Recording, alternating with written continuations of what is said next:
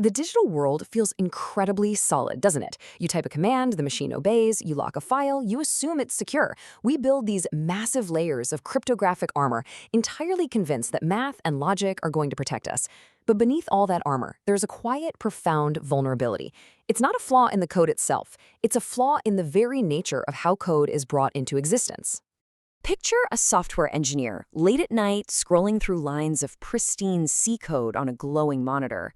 The logic is mathematically sound, it's been rigorously peer-reviewed, the text is perfectly formatted. They hit compile, feeling completely secure in their work.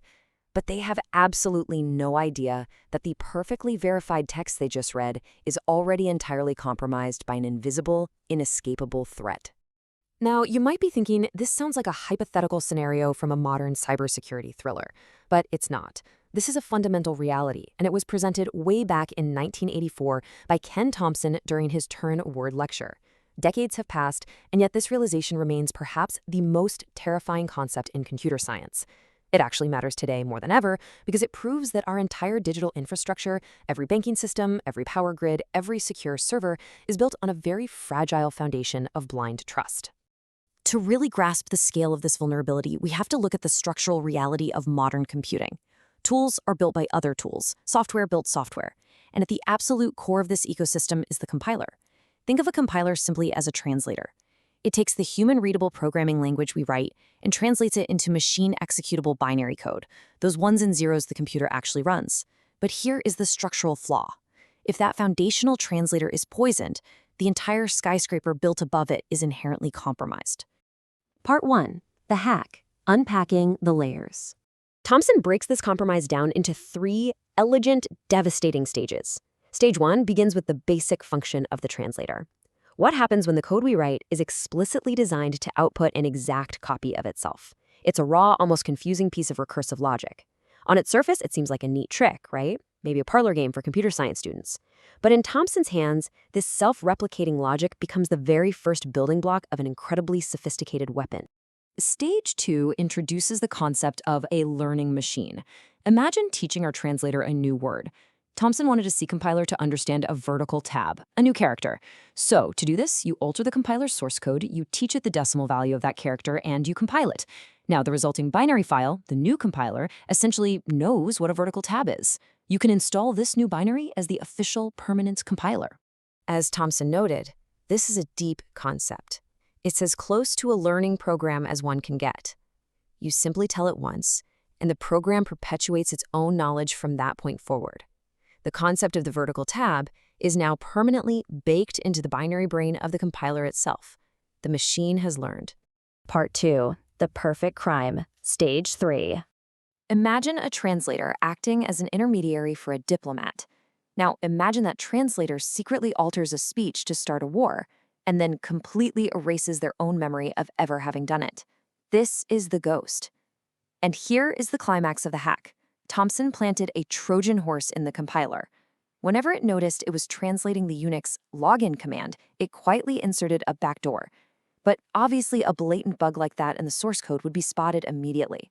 So he added a second Trojan horse, a self-reproducing program that perpetually reinfects the compiler itself. This is the grim brilliance of the ghost erasing its tracks. You compile the modified source to create a bugged binary. You install that bugged binary as your official compiler. And then you delete the malicious code from the source entirely. The bugs are completely removed from the visible text.